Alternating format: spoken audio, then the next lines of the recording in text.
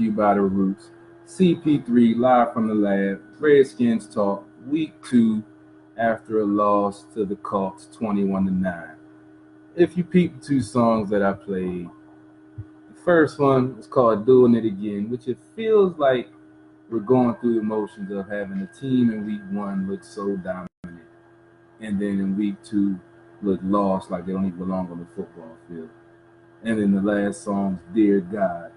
Because, dear God, are we going to have to deal with another season of Jay and his inconsistent play calling and not knowing what to do when another coach changes up their game plan and he has nothing in his bag? I watched some of that press conference today and yesterday after the game, and all I can say is one word: pathetic. That man looked lost. He looked like he had no idea what was going on in that game, and his play calls reflected that. And we went in detail yesterday in our post-game, Dujunnea and myself, about the flawed game plan from the break.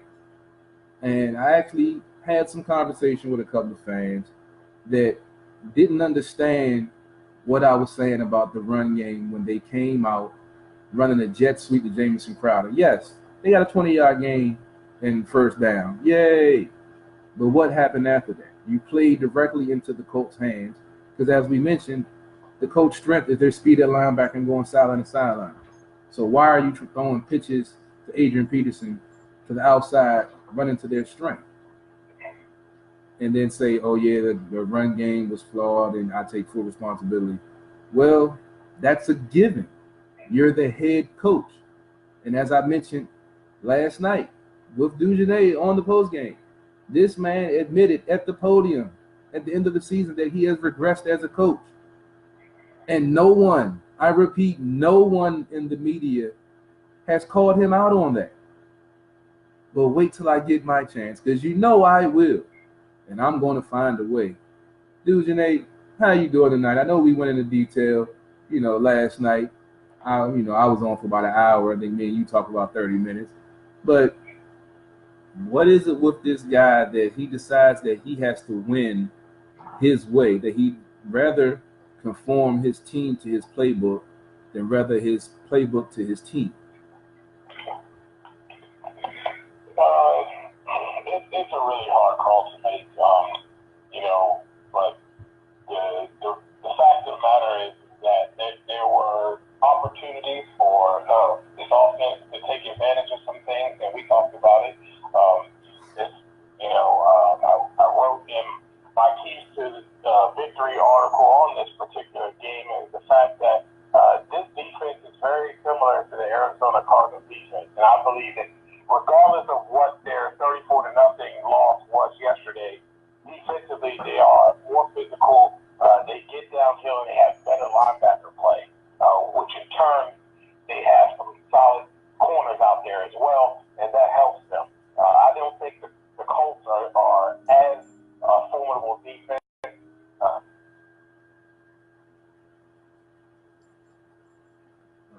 Beating your head against, you can liken it to beating your head against the wall and expecting different results, and that's kind of what they did there.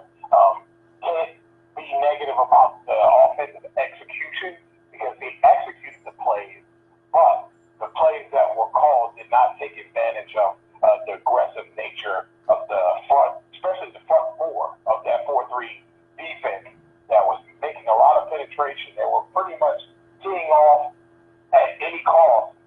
It was going to do that no matter what, and they didn't counter that and enable to take advantage of and kind of get them thinking a little bit to slow that down so that it could have success in the run game. Yeah, very true. Mike, what's going on, man? UKL, what's going on, man? Jason, appreciate you tuning in as always. Getting a couple of folks that's chiming in.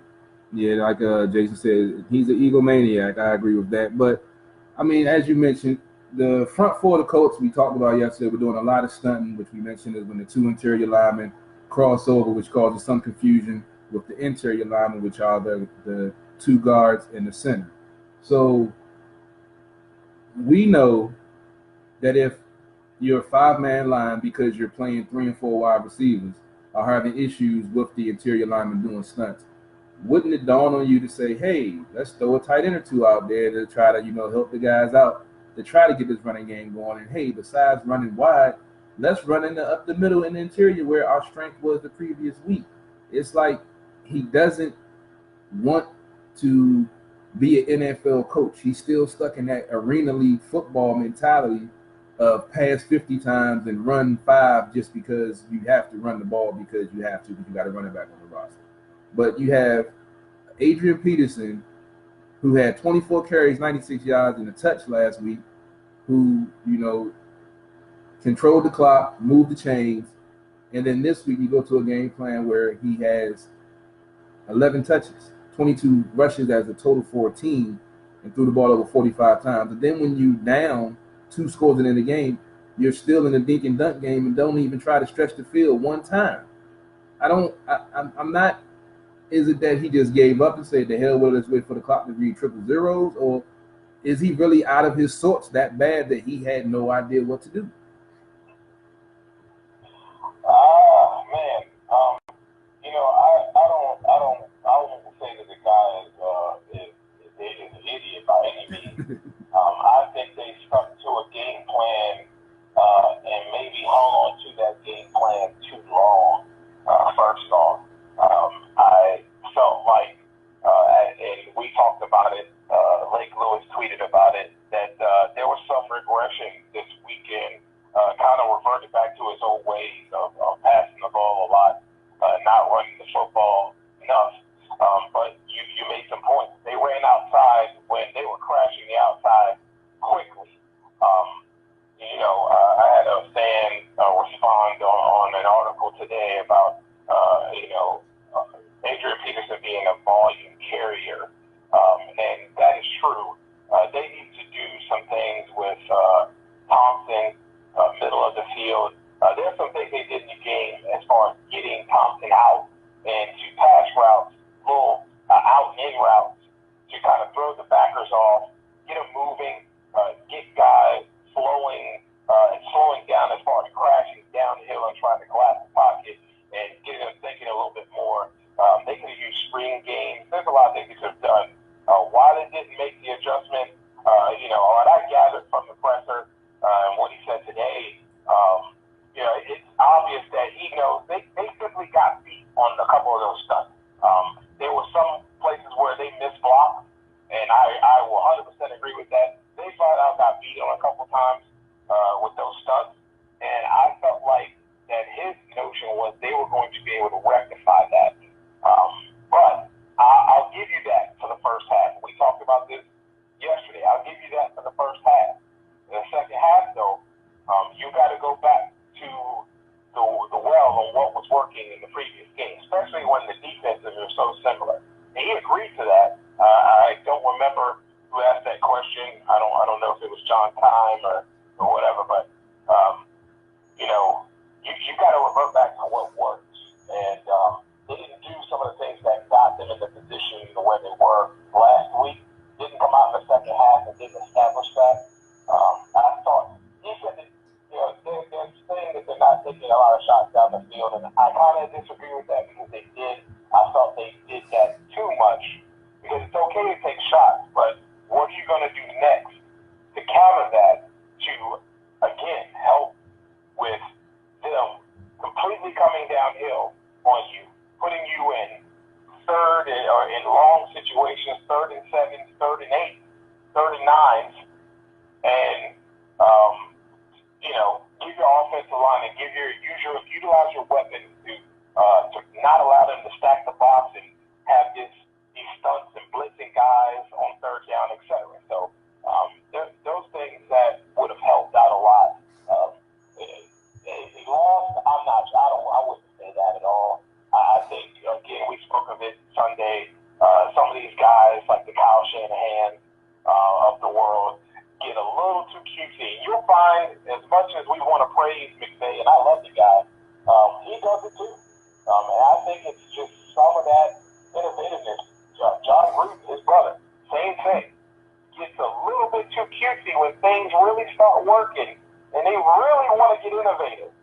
But sometimes you don't need to tap into that, and sometimes you get a little bit too cutesy, and it takes you out of your game and your offensive flow, and you end up with these stifling drives that end up just stalling, like coming to a screeching halt, like a train hitting a brick wall.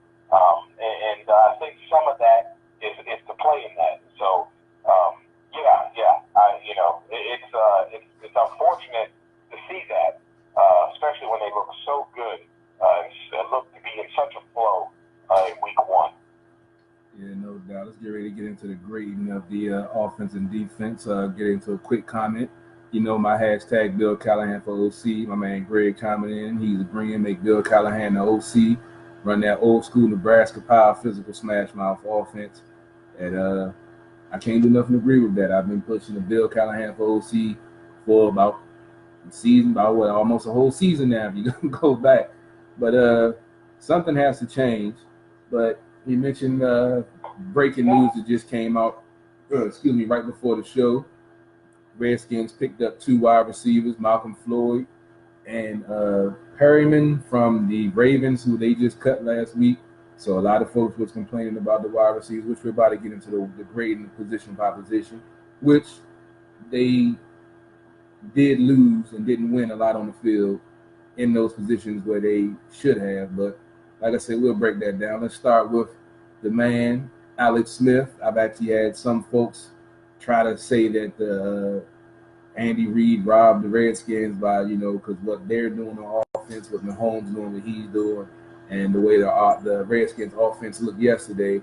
But Alex Smith did nothing wrong in that game. He did nothing to lose that game. I'm going to say it. I said it before. I say it again. It was a flawed game plan from the jump, and he didn't do anything to cost the team.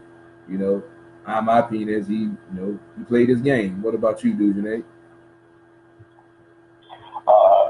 Before we get into that, I'm going to add that did get some information on that.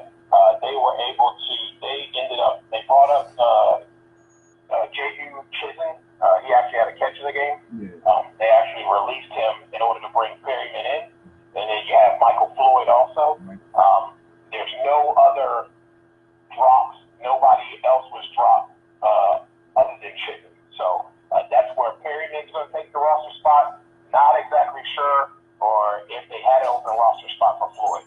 To get back to Alex Smith, again, executed very well. Took what the defense was giving him. They tried to take a few shots. He was under pressure a little bit on the shot to Paul Richardson. It was a little long, but he did make some good plays. Unfortunately, Josh Dobson, I know a lot of people probably were killing Dobson for the drop touchdown. That was a tough catch. But I will say, if his hands were a little stronger, that would have been a touchdown. Otherwise, though, I thought great play on the ball. But the corner had his hands under there to be able to rip that thing out at the last minute. Very unfortunate, but he did have his hands on the ball. He had another critical drop as well. He's going to get better. The guy's worked extremely hard and understands and admitted to himself that he hadn't played very well. Alex Smith played well, though. Can't knock that guy for anything. He was under duress a lot, especially with the stunts. They were getting in there extremely quick. He didn't make bad decisions with the football, went under pressure, didn't try to throw any picks. May have tried to squeeze a few in there. There were a couple that could have been, but that's Alex. He's going to try to make plays, especially one or two of those get caught. You may spark this offense and they get a touchdown and would have been able to take the lead before it got out of hand. But I thought Alex played very well. Yeah, definitely. I'm definitely going to get into the wide receiver situation, especially I jumped out there in my pregame saying Josh is going to have a huge game. So, yeah, I'm definitely got some choice words about the wide receiving core. But getting to the offensive line, we already mentioned how the Colts front with their stunting caused the Redskins problems. And as I touted him in week 1 and gave him praise for a great play, Sean Laval, this week he also regressed as a left guard, because I looked up, saw about 3 or 4 times him on his back with his feet in the air, which is never good for an offensive lineman, especially when the player is only 2 or 3 seconds old. So what grade did you give the offensive line in this game, being they went from almost 300 yards of rushing offense to barely 80 or 90, I believe? Yeah, I see plus. I'm not going to blame one guy on this thing. I think they all had their issues during the day. It was it was very obvious that the Suns, along with them sprinkling a little bit of blitzes in there, caused a bit of a problem for them.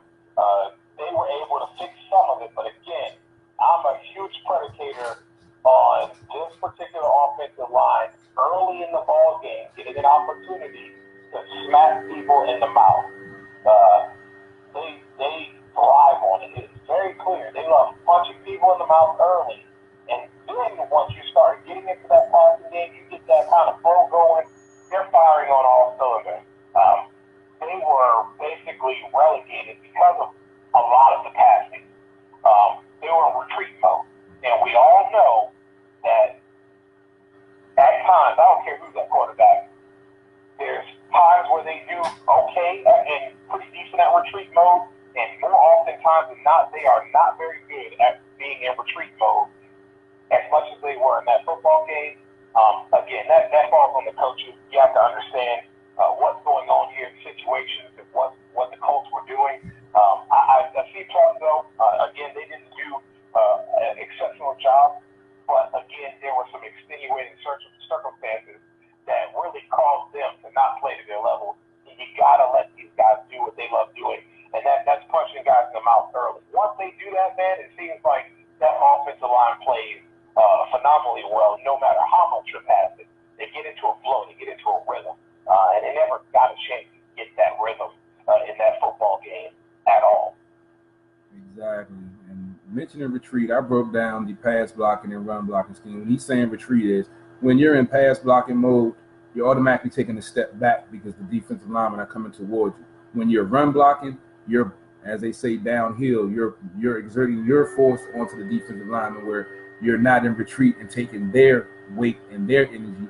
You're exerting your own, which goes a long way in the run game and in the game of football itself in the fourth quarter, when you see the offensive linemen wearing down the defense when they run the ball down the other team's throat, like we've seen many times before. Unfortunately, it's against the Redskins that happened. It's not for the Redskins. It happens few and far between, but then the genius Jay Gruden decides to switch up and go to a different scheme.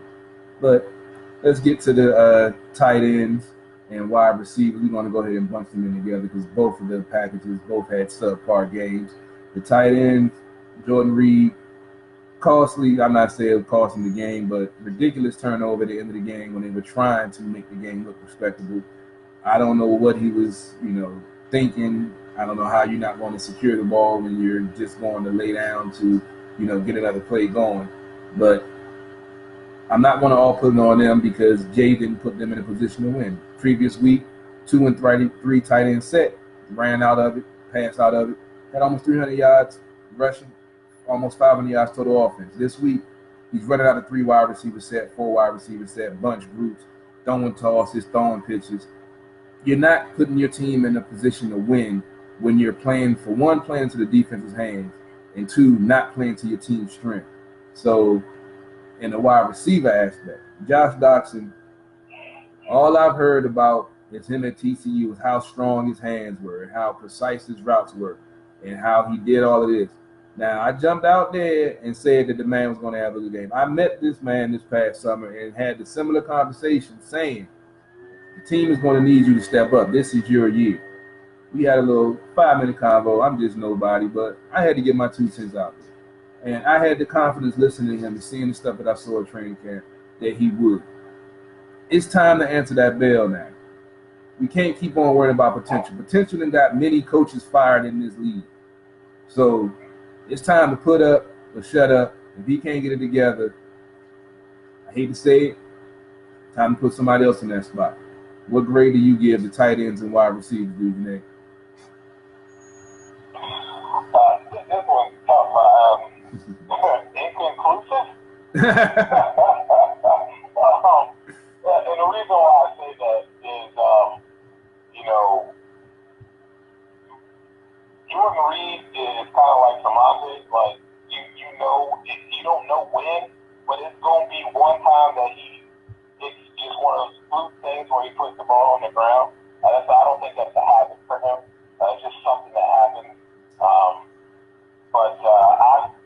I felt that there were several times, and I'm sure fans saw it too, that Jordan was taking advantage of a lot of the zone that they were playing. They were playing a lot of zone, and he was getting in the seams. And Alex Smith is the guy who can fit it in there better than the previous fellow who was there. And they were not giving their playmakers an opportunity to make plays. I believe, a couple of my colleagues tweeted that sometimes you got to force feed the ball to your playmakers. And Jordan Reed should have been force-fed the ball early. Josh Dawson, I agree with you. He's got to come up with more than not. Again, he had some tough catches. One that he should have had. I feel like the touchdown, as much as he didn't come away with it, it still you have to give credit to where credit is due to the corner. Made a really good play on the ball, and just so happened to have his arm in a prime spot to, be disruptive and knocking or jarring the ball there. But I have to go inconclusive because I just don't feel like there's enough sample size there. They were given an ample enough opportunity to make plays. Again, they were playing a zone coverage, and you, as an offensive coordinator, have to find ways to beat that coverage. And there's ways to beat that coverage. I think anybody who's a avid Madden player understands that you can beat zone, and they do too. That's why they're NFL coaches. But you have to make those adjustments, and you have to find ways to get your playmakers the ball. They didn't do that, so I'm going to have to go inconclusive there because there's just simply not enough evidence for me to really give them a grade. I can take that. I got a couple of comments saying that since Greg saying since we got so many Alabama players, maybe they should bring in Nick Saban. No, that's okay. His NFL experiment showed me enough in Miami that he should stay where he is. I'll rather. I'm going to tell you what I know. I'm going to tell you what I know on that. All right. Nick Saban is a heck of a coach, and that's really nice. Yes, he does well, but his formula is best fit for college. It's a different animal, and I think a lot of the Redskins fans understand, and they're very smart about the understanding of the workings of the NFL. It's a different animal out there, and I don't think his style fits. These are grown men we're talking about here, and there's just certain things that don't fit. But overall, as a coach, if he could find a way to curb that a bit, and kind of reach the men, he's definitely a leader of men. There's the little things behind the scenes that are different on the NFL level, and that's what makes him not a valuable coach for the NFL.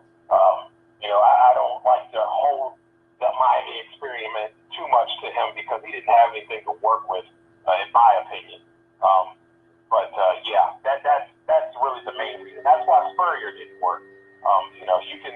You can go and gallivant off and play golf, and you can check out early as a coach at times in the college game. It's late night, long days and late nights as an NFL coach, and that's part of the reason why it wasn't successful. So, that's just my notice of the situation there, and why he wouldn't work out as a coach in the NFL. I totally agree with you. Just like the Chip Kelly experiment, I knew that was going to fail from the break because you got college kids, you got a 100-man roster. Yeah, you can bring those kids in quick, fast, and hurry. You're dealing with grown men with injuries for 8 to 10 years, 30 plus years old. It was doomed to fail. So certain things you can do in college that you can't. I totally agree about that. UKL says that Gruden doesn't know the identity of his team. I've said that several times, and I totally agree. You have to know what your team can do. Him constantly trying to conform the team to his playbook instead of his playbook to the team is stifling this team. It's holding this team back. And I don't know who in the organization is going to sit him down and tell him that, but somebody needs to tell him that soon, because you have a talented roster. You have a team that's, ready, that's hungry, that wants to change this, dysfunctional model that this team gets for not being able to perform on the field and not being able to do it in what they say the off-season champions and all of that. They want to change that. They're tired of hearing it too, but when you have a head coach that isn't of that same mindset, it's frustrating, and that goes into, I guess, I don't even want to talk about it, but the stadium being, as empty as it was yesterday. Fans are getting frustrated. They're tired of seeing the same old from this coach. That you have a talented roster, you have a team that's hungry, that wants to play, but you have an egomaniac at the helm that doesn't want to conform his playbook to his team and use his team's strengths, on the field, and not just say that mumbo jumbo after a loss. Yeah, I should have ran the ball more. Yeah, my game plan was flawed. We know this.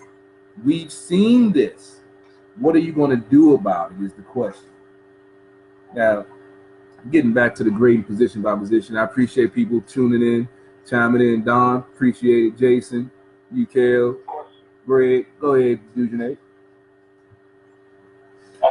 Yeah, really good question. Oh, yeah, they definitely coming with the good comments and questions tonight. Appreciate that. Let's see what else we got. My laptop starting to act the butthole. All right, that happens every now and again. Bear with me. We'll get back to the grade, and I'll see if I can get my computer acting right. Defensive line. In my opinion, the defense as a whole played well, kept the team in the game, gave up 14 points for up until 8 minutes left in the fourth quarter. 2 turnovers, necessarily didn't get the sacks, but they were getting some pressure on Luck, but they were using the quick passing game just like they saw against Arizona the previous week. But we mentioned the rub routes and the crossing routes that didn't get called, the moving picks that should have gotten called.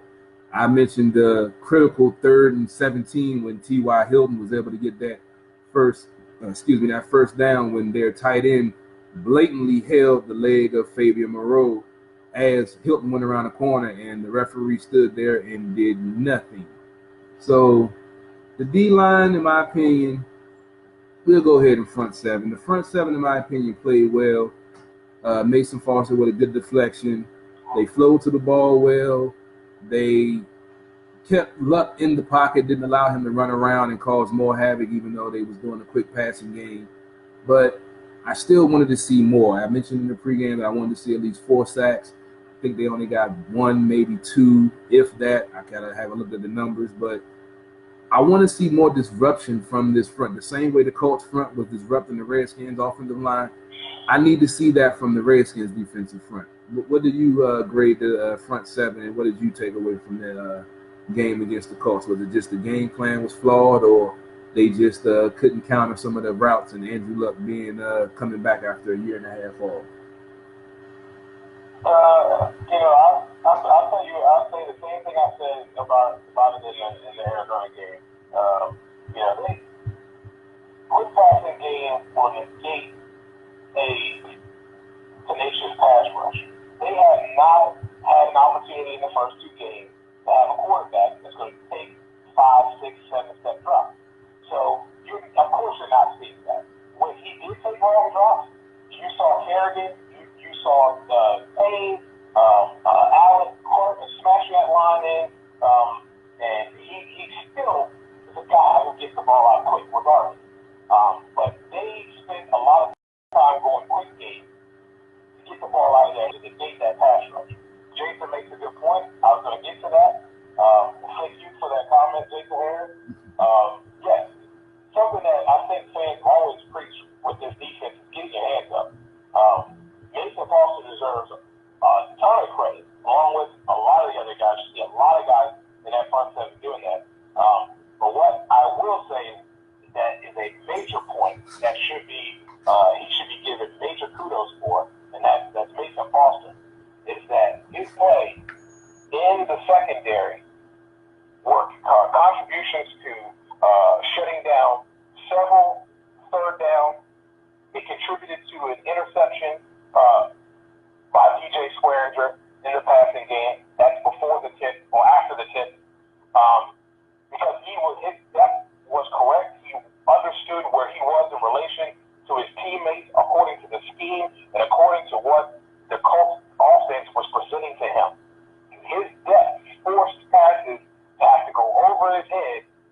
is back there with Captain DJ Swearinger to make plays. His abilities to be where he needed to be in that passing game were critical in giving the Redskins offense plenty of opportunities to have taken a hold of this football team. You look at the tip pass, that was huge. They came up with only 3 on that. You get 7 there, and that's a whole different ball game we're talking about.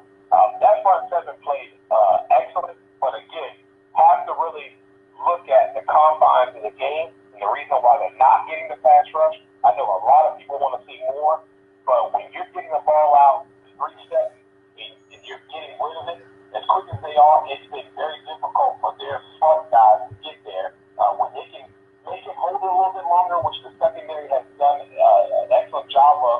Wasn't that great in this game, but when you can do that, now your guys are going to get there. Your Preston Smiths, your McKees, your Kerrigans, those guys are going to get there. But as long as they're getting that ball out quick, you got to make sure tackles, you got to make sure everything's in front of you. And if they're going to try to test you deep, you got to make them pay. And the defense did that. They did a lot of that. And you can't expect them to do it all when they were basically out there on that field for the majority of the game because the offense couldn't sustain more than 5 or 6 play drives. Now, I was with you up until you said Preston Smith. You're going up against a backup tackle, and you don't get 1 sack. You get a pressure. You get a pressure. You saw what they were doing there. They did a lot. They did a lot to try to help that as well. They added a few things at times. There were times that he could have gotten it. They were getting the ball out. There was some kind of quick play. There was some kind of underneath throw. There was some kind of hitch route. They were getting the ball out too.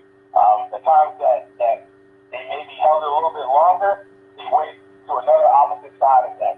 I want to see more out of them too, but again, just on as a whole, it's very difficult on a 3-step drop when you're getting the ball out quick to see a lot of pressure. And we only saw that pressure when they actually were able to hold that ball a little bit longer. He had to maybe either step up in the pocket and flush up, or he actually dropped 5 or 6 steps. And they got to him or were able to be kind of disruptive in that particular manner. So not making excuses for the guy. Definitely would like to see more in a contract year. But and I understand where you're coming from. But they did some things to try to really negate the Redskins pass rush because they understand that. So did Arizona. That's why they went the way they did as well. Exactly, and that's why I'm going to piggyback off of that. Now, there was a guy that plays on that other side named the Rackpo that a lot of folks wanted to run out of town after he was so-called injury-prone, after he got his first injury in almost 15 years of playing football going back to high school. Now, when he would be in those situations, when he knew the quick passing game, what would he do? He would bait the quarterback and drop back in the coverage, get a bat down, or get an interception. That's what I mean with Preston. It's not always about the pressure from the outside linebacker. It's about being a game changer and making that quarterback think and second guess, not knowing. He has the reach. He has the wingspan. He has the ability. But if you know they're doing a quick passing game, you know they're bumping the running back out the backfield off you to slow you down, then you have to take your football IQ, which we know Jay doesn't have, which we know Greg Minuski does have, which he should be instilling in these linebackers. He should know, okay, I know it's a gamble, but let me drop back one of these times or fake like I'm going in to do something to try to change the complexion of the game. Like, this is a contract year for him. He's shown flashes of what he can be. Now it's time to step up and answer that bell, especially when you have an inept coach putting you on the field over and over again. You're supposed to be one of these hungry ones out there. You're supposed to be one of these guys that's supposed to be a game changer. We've seen Zach Brown. We've seen Mason Foster. We've seen these Brian Kerrigan. We've seen them make game-changing plays. We've heard about it with Preston. It's time for him to step up and make that switch and be a game changer if he wants to continue to be on this team. I saw Junior Gillette coming out talking about he can help this team. He turned down a $10 million deal. He's on the outside looking in. You think if the Redskins offer him the league minimum, he won't come running, and I guarantee he would get a sack in the first game that he play in, or he'll make a game-changing play. Yeah, I agree with you there. I can't disagree with you there. And that takes, a little fortitude, a little bit of field smarts there, and dig into your arsenal a little bit. I'll add another name to those guys who are playing well, Zach Vigil, another guy. You see him in there a lot when they go against guys who have running backs, like get out of the backfield that they use in certain ways. He's a very good cover linebacker. Sometimes you will see him in place of Mason Foster because he is a better cover linebacker than him. But you are 100% correct in that.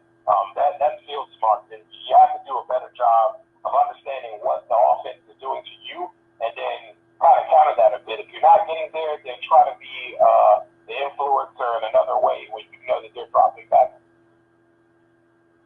Where in your passing lane, you need to try to do something to take that away. So I do agree with you on that, absolutely.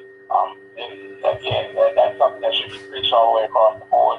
You see a lot of guys doing it, not necessarily suppressing it, but you see a lot of guys doing it, getting their hands up because they can't get there, and being disruptive, kind of disrupting that pass, and giving your guys behind you an opportunity to get a freebie back there and turn the tide for your football team. Yeah, that's what it's time for somebody to step up on this defense. You know, I'm a defensive guy. I love the way they drafted the last couple of years. I love the way they, them on paper, they look like they should be a formidable defense, but those intangibles, they have to start. Some players are going to have to step up. Now, getting to the secondary, I saw UKL mention Josh Norman say he's still dancing with stars and he hasn't been up to par. I can't agree with that. That going to that play in the end zone, that he almost, got the interception if it wasn't for the tight end blocking down on him and throwing him out the way. He's been playing well. He's made, they highlighted during the commentator saying that going across the field in the trail technique with no help over the middle is damn near impossible for any corner. So that's what the Colts do. They run crossing routes. You saw they stack the wide receiver at the top, put one at the bottom, the tight end out. Stack means they had a 3 wide receiver in a bunch formation if they all in together.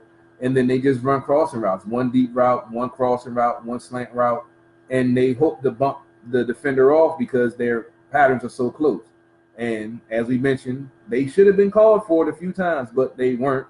And a couple of times I saw T.Y. Hilton pull the NBA move where you see the NBA player doing a move and pick, and he just stand still and freeze so he wouldn't get the call. And that's when you know they're guilty of doing it. So it happens, unfortunately, with the quick passing game and the combination of those routes. As Dujunnea said, you can't really get pressure. All you can do is try to scheme against it, maybe get a deflection like they did, or you get a turnover, or you keep the ball out of their hands, which if you ran the ball like they should have would have happened. But that's neither here nor there. We're talking defense now. So the secondary, in my opinion, played pretty well. 2 interceptions. DJ Spurgeon got both of them.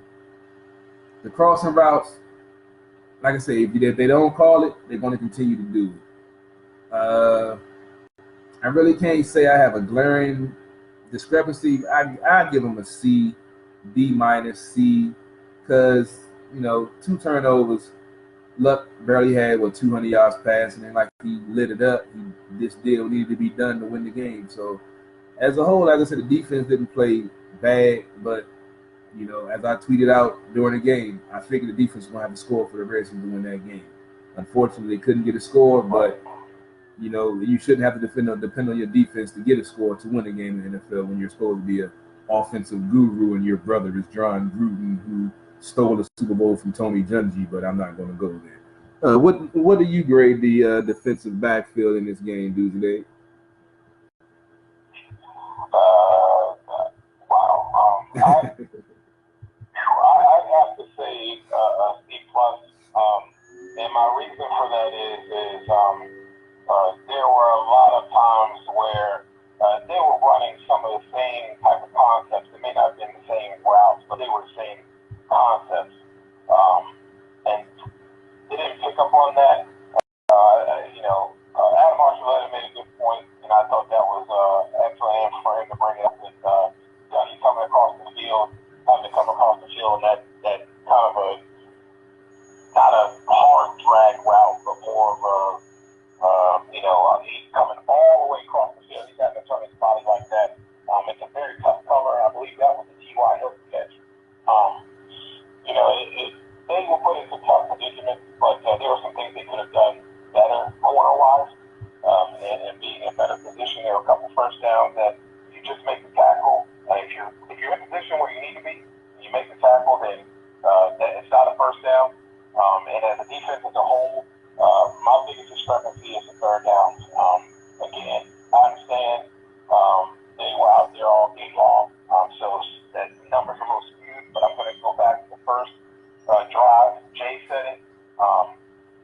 they were busting them out, and they left them a little bloody, maybe trickling even a little loose. When you within the first couple drives, you're looking at about a 71% conversion rate for the Colts offense, unacceptable in my book, for the simple fact I look back at the stats of last season, and they were horrific. I believe 31st in the league in allowing third downs. So not my cup of tea there. You have to rectify that because when you're not doing that early, good offenses go down and they get seven, and that puts you behind the eight ball. If they get the ball twice and they go down both times and score. Now you're looking at a 14-0 or 14-3 deficit, and you put pressure on your offense. So if you're going to be a good defenses are like that all the time, and especially early in the game. Those things, if they happen late in the game, it's kind of understandable if your offense isn't going. Early in the game, when you're fresh, there's really no excuse. So that's where I kind of stick it to them a little bit, because I can't accept that early in the game, because you're fresh, very fresh.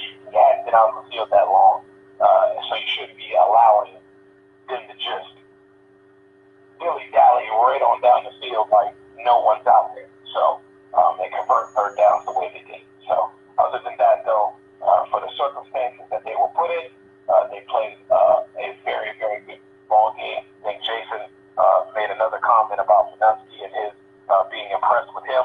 I do agree with you, Jason. I was very impressed with Greg. He made some adjustments there. There were a couple of tweets during the game myself, Lake Lewis included, talking about them having to send a rusher or two. He began to do that. It mixed that up a little bit to try to get Andrew Luck off his spot. So they made some adjustments to try to give their offense opportunity, and I felt they did enough to give their offense the opportunities that they needed to turn the tide in this football game. So to look at it as a 21-9 thing and say, the defense didn't do this, defense didn't do that, I think it's solely on the offense here. If the offense gives you a little bit,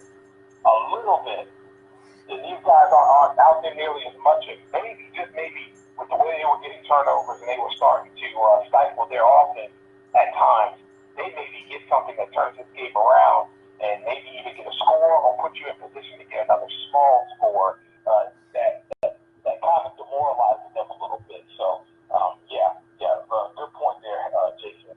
And, that's my feeling. I really believe that they were just put in a bad position and they need to be given some help from this offense that does have deep threats, that does have a quarterback that can get deep. It just has the game plan to be able to take advantage of what the defense is providing. Totally agree. All right, we done pretty much wrapped up the Colts loss and debacle. We done pretty much broke it down any and every way you can. Appreciate everybody chiming in and tuning in with their comments. Billy was saying the zone stretch runs don't work. But we mentioned that when we were talking about the offense, that the strength of the Colts is the speed of linebacker going sideline to sideline.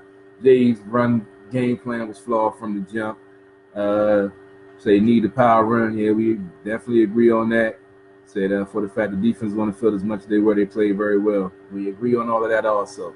Now let's get into the Week 3 matchup versus Green Bay and the Redskins with Aaron Willis-Reed Rodgers against the Redskins defense, who after Week 1 I felt pretty confident would be able to handle Green Bay with their offense and the way they run, because they handled them pretty well the last time they played. But after seeing this past week with the quick passing game, which is something they definitely want to do, and the way they mix things up, crossing routes, which is something that Green Bay also does.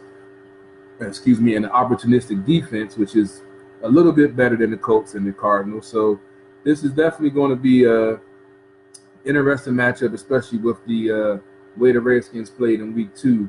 Dujunnea, how do you see the keys? What do you see as the keys to victory for this game, and how do you see this game playing out? Yeah, an article will be out later this week. But when you look at the numbers, the Green Bay Packers defense allowed 103 yards over the 2 games. They're 18th in the league.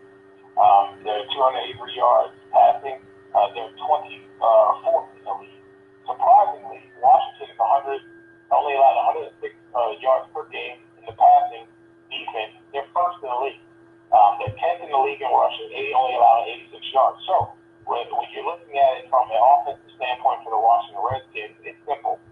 If you run the football and you do it well, you have an opportunity to take advantage of that 24th ranked passing defense. Everybody knows that their defense is predicated on a bend but don't break system. It showed last week they were in another dogfight that ended in a tie. Their team can put up quickly. Obviously, you got Aaron Rodgers back there, and they don't have any weapons that scare you. I don't think. You can throw Jimmy Graham in there if you want to, but I don't think with this defense, I'm not afraid of anyone. But you do have Aaron Rodgers, and he is a guy who takes the opportunities, and he makes opportunities as well. Again, this is not a non-winnable game because Aaron Rodgers is from the Green Bay Packers, and we just blah, blah, blah, whatever. The team, the talented football team, and has the ability to win this game. When you look at the numbers, this is a favorable matchup, and it really leans towards Washington. Washington's +2 in the turnover takeaway differential there. They're fourth in the league there. So this is not a non-winnable game for them at all, and they clearly have the better defense, and they're pretty right in the middle of the pack there offensively. 14th in the league in passing, 8th in the league in rushing. So, and the Packers are coming in with 11th ranked passing offense, 277, and only 83 yards per game rushing. So this plays right into Washington's hands. Defensively, they've done a pretty good job holding guys to about 80-some yards a game. They can do that. Coupled with some passing, we know that they can handle that pretty well. Did a pretty good job against Andrew Luck despite the circumstances. So it's just a matter of getting something from your offense. And the offense has, the numbers are right there that tell you what they can take advantage of. And we saw it in week 1. So if that's the case, then you have a good probability of winning this game at home. That's another plus. You don't have to go to Lambeau. Be right at home again. You get another opportunity to rectify a horrible situation in front of your home fans. You just have to pull the bootstraps tight, go to work, and you have to have a good executed game plan that takes advantage of the opportunities that are clearly here when you just take a look at the numbers for the Green Bay Packers on defense. I totally agree. I feel that if Jay runs the ball, these are 2 tight ends, not even 3. Just let the offensive line do what they do. You got a big, mobile, agile line that wants to run the ball, and then you can play action pass and do everything else you want to do off of it. Get fancy, do the reverse fakes, and do the pitches and all that stuff. When you got a lead, I don't have a problem with you doing it. But when you're behind or your offense is stagnant and you're doing this stuff, it makes no sense. Sometimes you just got to put the ball on the ground, give it to the running back, and let them dictate the pace, force the issue, get the defense worn down, whatever cliche you want to use, but you have to run the ball. All the successful teams in the league run the ball. Now, if he runs the ball, the defense, I feel, can do what they need to do.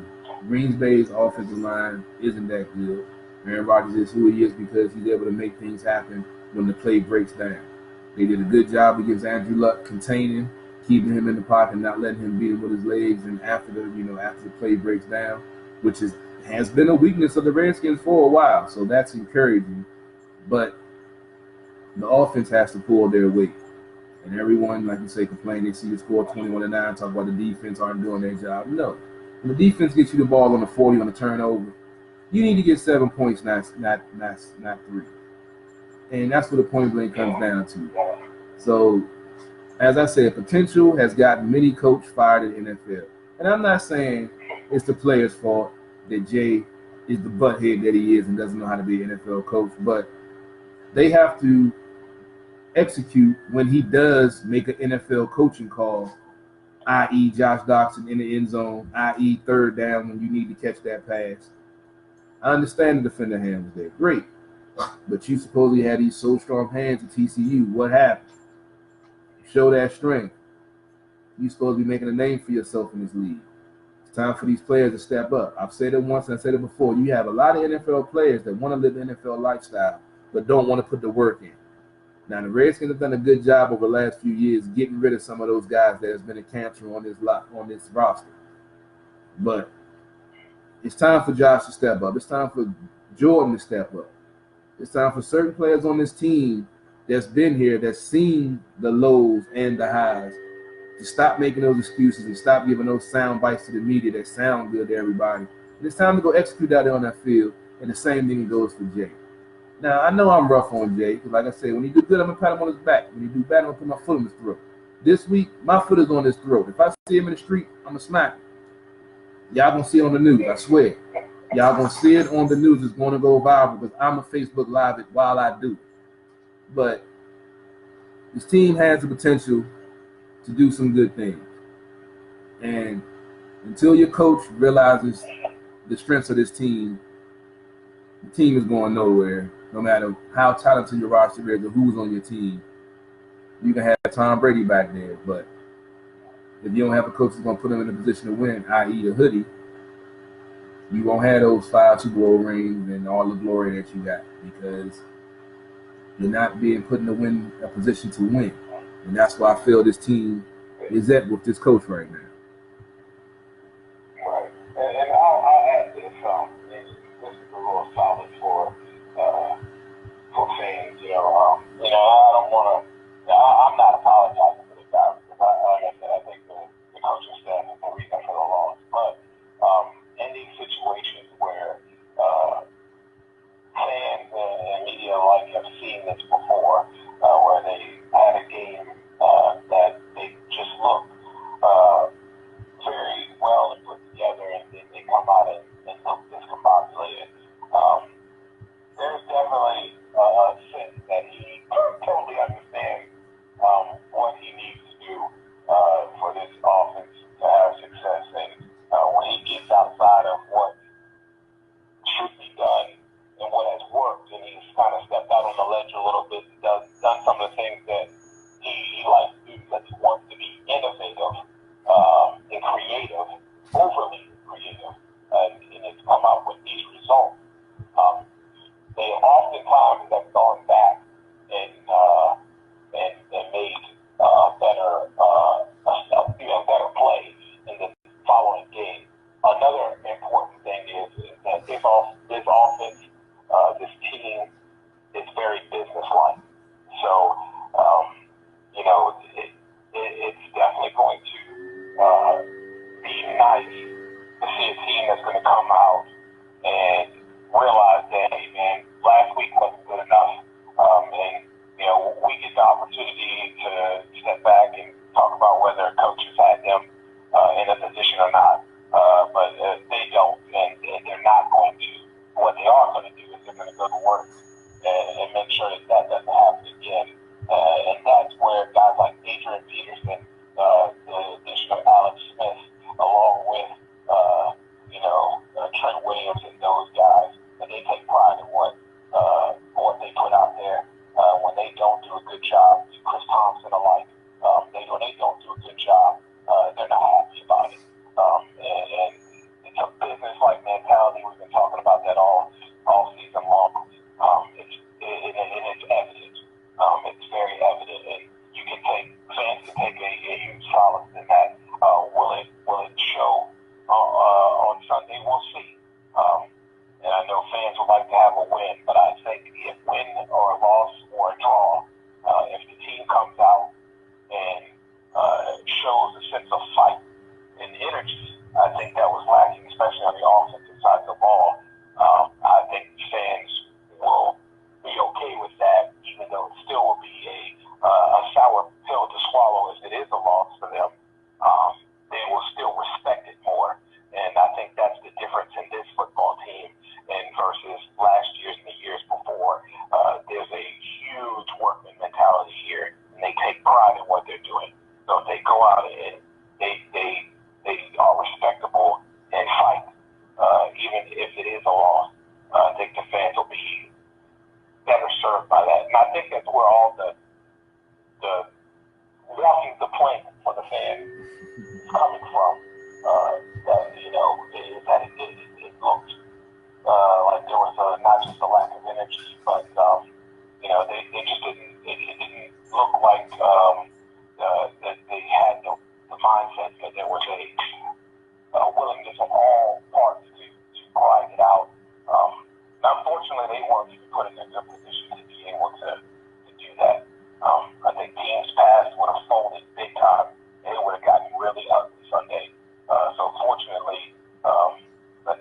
takes pride in executing whatever's giving them.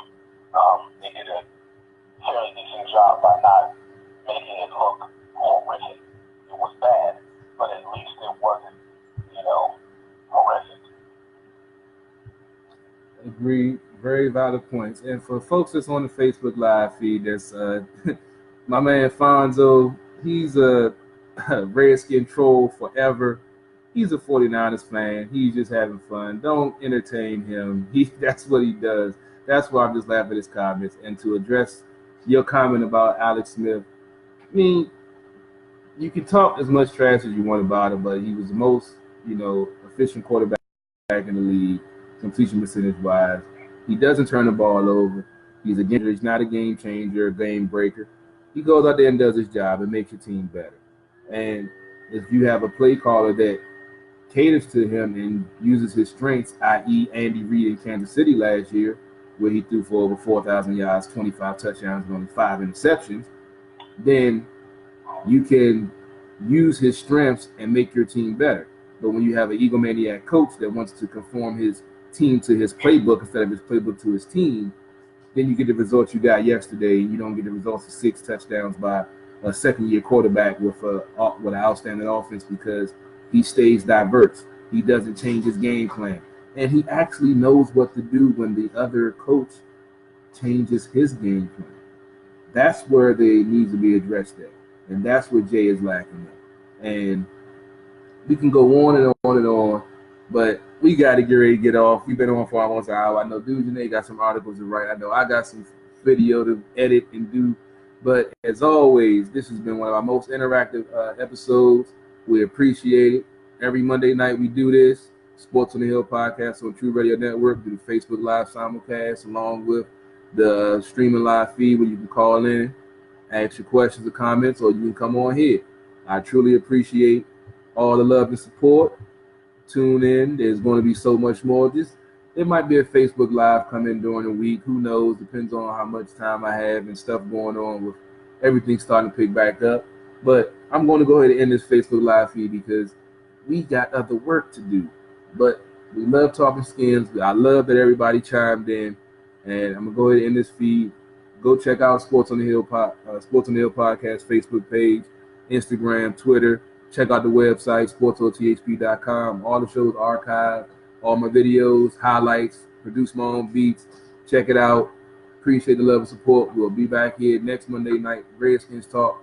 Hopefully be a victory Monday again after they beat Green Bay. But with Jay calling the plays, it's a coin flip at this point. I don't even know what to say. But I'm in this feed now. As I said, appreciate the love and support. And I'll catch y'all next time.